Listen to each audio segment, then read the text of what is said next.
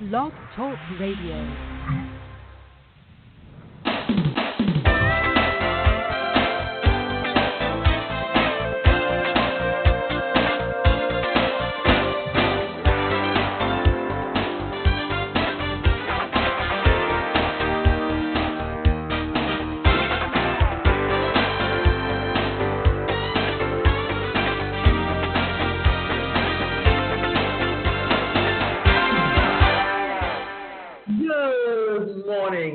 I'm your host, Davida Shinsky, and you're listening to Live Without Limits. Today's show is titled Start Small, Getting Your First Customers Through Small-Scale Marketing. Whenever you're starting an online business, always look at it this way. Don't expect to grow overnight. It takes time. You have to build up a following, and it's all about using digital marketing. Starting a new business is daunting. As the founder of one of only 6 months old Cooper's Treat, I ought to know. And while things like developing your products, setting up a corporation, or even finding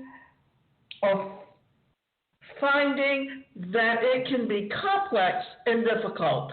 There's always been one thing that has stood out to me as the most intimidating part of any new business: finding your first customers. Once you start putting your product out into the world, you face a question that can be genuinely terrifying. Is the thing that I'm selling good enough that people will actually pay for it? If you're like me, the result may be that try to start marketing in the most impersonal ways possible, like running Facebook and Google ads, to avoid the prospect of face-to-face rejection. Of course, even if you're braver than I, you may well decide to start with these major digital advertising platforms anyway. There are good reasons to do so. They have immense, powerful targeting abilities and huge audiences that make it easy to scale your advertising as your business grows. Ultimately, though, I think there's a better way for most businesses that start out small. Always look at it this way. If you are going to scale up a business, you need to look for some of the best things that you can do to truly help you with building up that business. And often, we don't always think about those things that we should. So, here, as you scale your small business marketing, take a look at the 4 ways to use marketing automation to grow your business. And today, even if you have a brick and mortar store, you have to have an online e-commerce store, which means you need to understand and be able to use digital marketing, because digital marketing is the tool that we're talking about here, but it's the best way to build an online business. And since we've been in the pandemic, business has been changing. Industries has been changing across all the boards. But the pandemic actually accelerated everything. And remember this, now that we have the vaccine, we're kind of at the tail end of things, so things are eventually going to be opening up again, and we're going to be able to move around again. But people have been going online to purchase, and they will continue to do so. And the industry is only going to grow. I got my first sales to people who,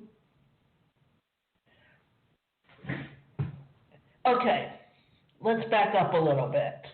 Small business marketing is personable, and people like personal. They increasingly want to support small businesses over giant behemoths. They want to know who's behind the products that they buy and what drives them. Now, here's the thing. You can be a small businessman. You can be an affiliate with one of these large corporations, but because you are the small businessman that they're dealing with, even though you're earning money off of the products that the corporation is selling, you're actually, or they see you as the person who's selling the product, the individual, and they want to go to the smaller. They're looking for the good customer service. And when you offer them that customer service, that's what's going to get them wanting to come to you as opposed to going to someone else. I got my first sales to people who were neither friends nor family when I posted about my startup in Hacker News, a Silicon Valley discussion format about startups. I had just put up the first version of my site, and let me just say, with the benefit of hindsight, that is, it looked like the work of a 10-year-old trying to make his first website. And I posted about it in a discussion thread about people's side businesses, even though I barely knew what I was doing, and the site was decidedly less than mediocre. People left me great feedback, and a bunch of them actually bought my products. It was the perfect audience because these were all people who were interested in startups, not just the products, but the journey of starting a company. For that reason, they saw my dubious looking site as an interesting starting point, not a poorly designed dog treat store. And they recognized that and valued that I was not only doing something interesting, but also putting myself out there. Now, the thing is, there are a lot of different platforms that you can go on today to start your website. And they all have templates that you can use to create a great looking website. But do they have access to a checkout? Do they have access to an autoresponder where you can actually set up a landing page where you're giving away something to get someone's name and email address so that you can start developing that relationship with them so that you can always upsell them on products later on? If you are in the service industry, do they have something like a chatbot that you can actually link to your Facebook page, or you can link to your website where you can begin chatting with visitors to your website and developing that relationship? So you need to look at a platform where you can do that. And I have had my website on various different platforms, and the one that I use now, eBusiness for Us, just happens to be a fully functional digital website platform. And I'm able to create a magazine that I can also make into a PDF and give away as an ebook.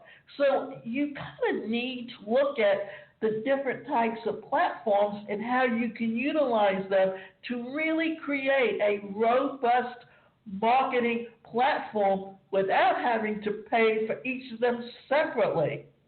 Me and my very good dogs, that's one of the big benefits of starting small. If you do it in the right places, people give you the benefit of the doubt. They understand that you're one person and not a giant corporation, and they judge you accordingly. When your cable company has an outage, you get angry. When your favorite local cafe gets your order wrong, you cut them some slack.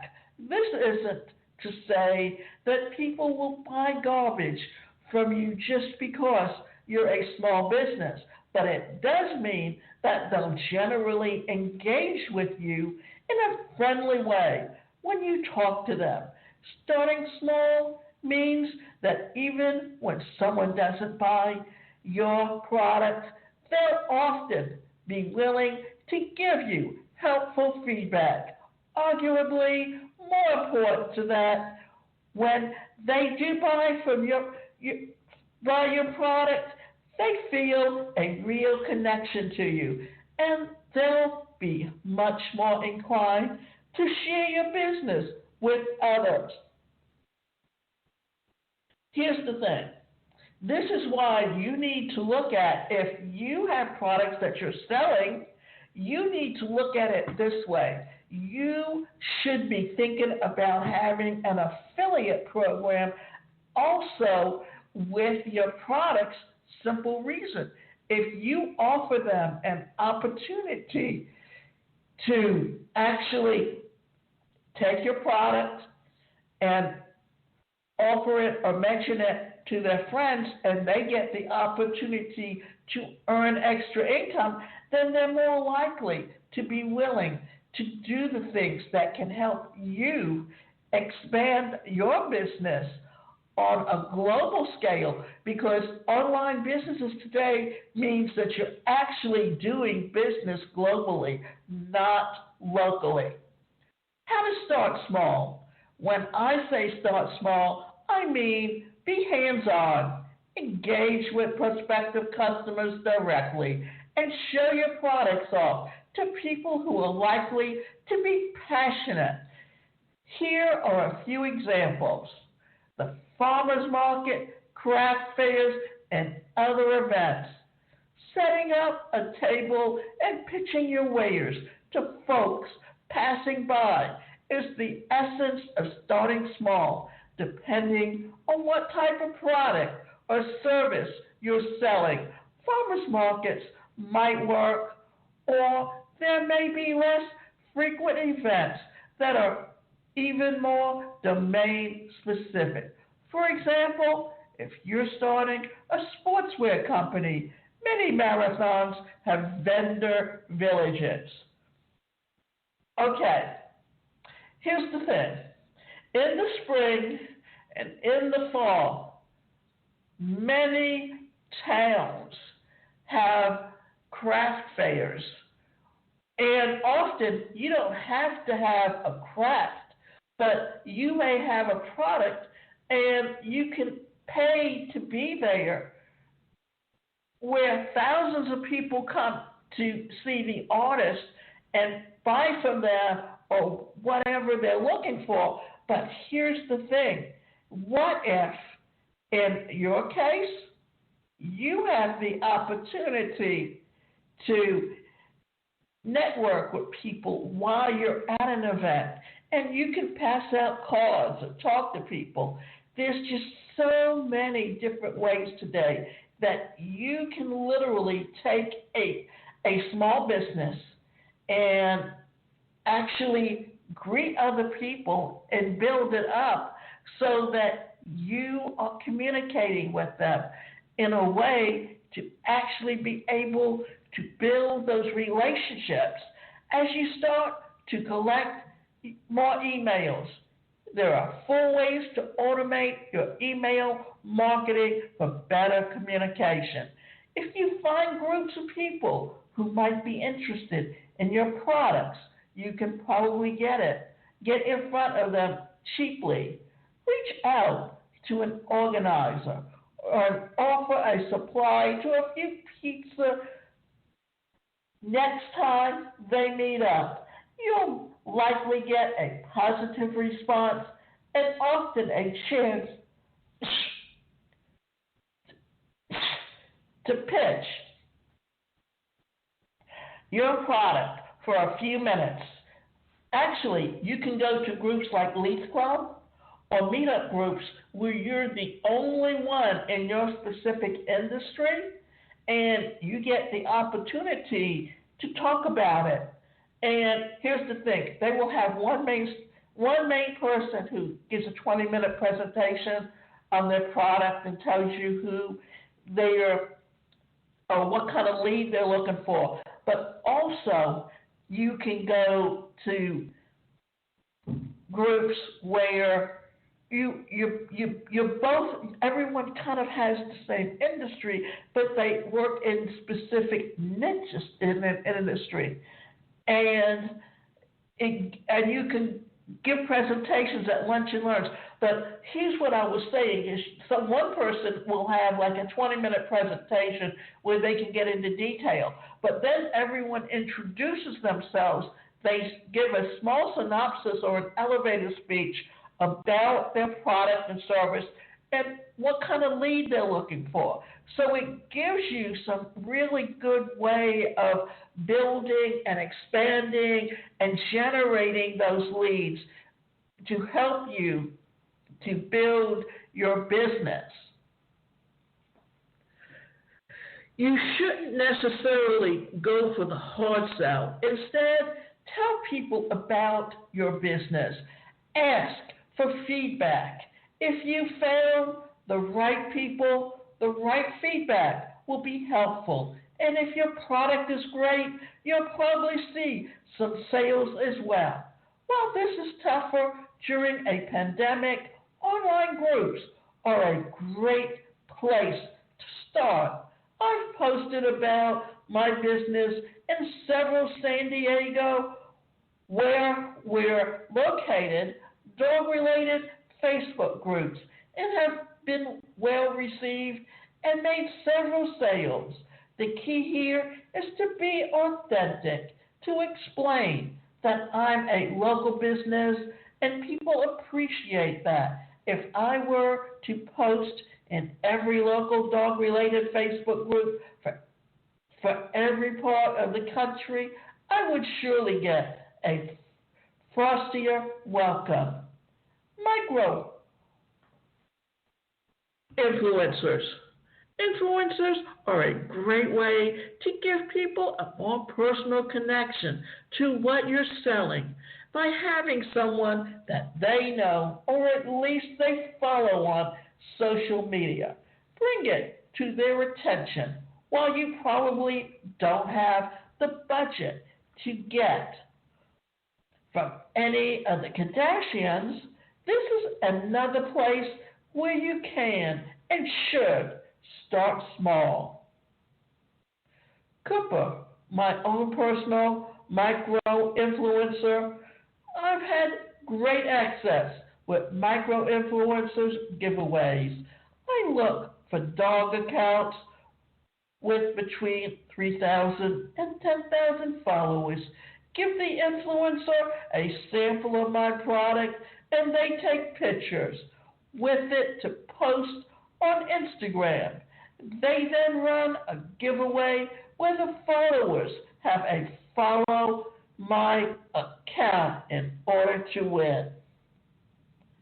See there? That's another way to take some things and actually build on them, is give it away to someone who can take pictures, post it on their Facebook group, and then encourage people that if they want to take part in it, they have to join your Facebook group.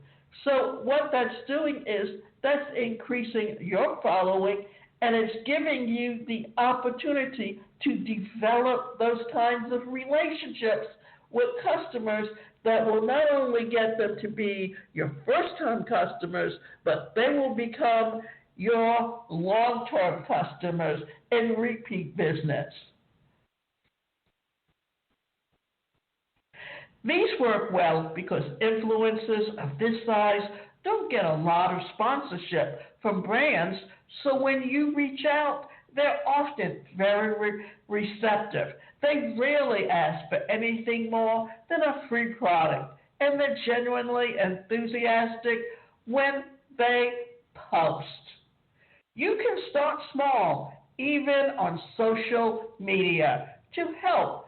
Here are 3 workflows that can help you to automate your Instagram for business account so that you can focus on the more personal parts of marketing. Continue to grow. So you've started small. Now what? Getting your first few sales is a great feeling, but you need to keep selling more in order to have a real business. The key is to turn those early customers into brand ambassadors. It's time to capitalize on the passion of your early customers. Referral programs. Silence, or since these folks are already inclined to talk about your business, give them a good reason to.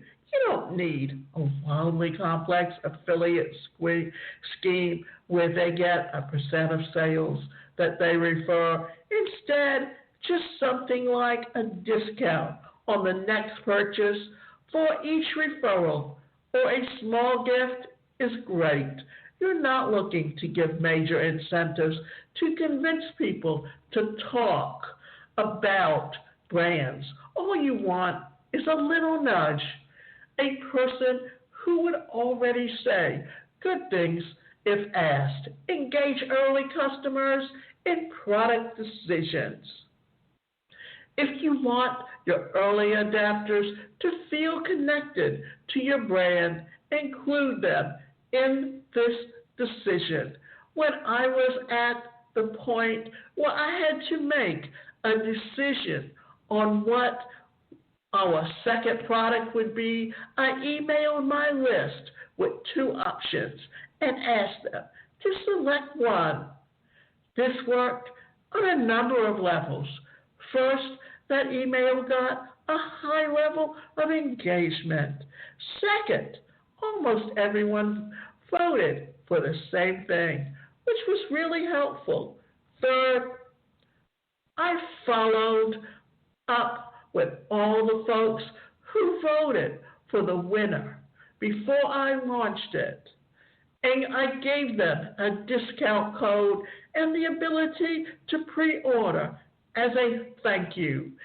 That drove sales right away and helped to get some early reviews, which are really important. See, the thing is, you want reviews or testimonials because when you have future customers, they're going to want to know what did your other customers have to say. If you take one thing away from this, let it be this. Capture people's emails.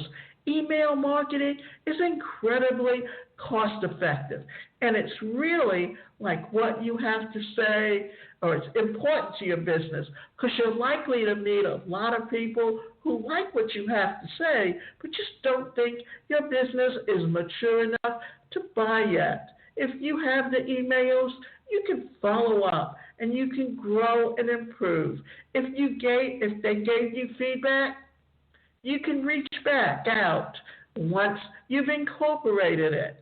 Building a passionate base of customers means communicating to them regularly, and email is far away the best way to do it. When you're using email because you're no longer face-to-face, you may have the urge to revert back to the impersonal with promotions and discounts. Resist that and keep engaging in meaningful ways. Here's something to think about. When you are looking at building your email list, here's something to do. You always do something where your ratio is 2 or 3 to 1, where you're giving them good information that they're going to want to open up your email and read it. And that increases and improves your opportunity of all your emails going into the inbox rather than the spam box. And remember, you can go to my website, and that's the #1 personal careercoach.com. And you can sign up for either individual or group coaching. And if you want to read my articles, you have the opportunity to see and understand exactly what it is that I'm saying as a follow-up to growing your business.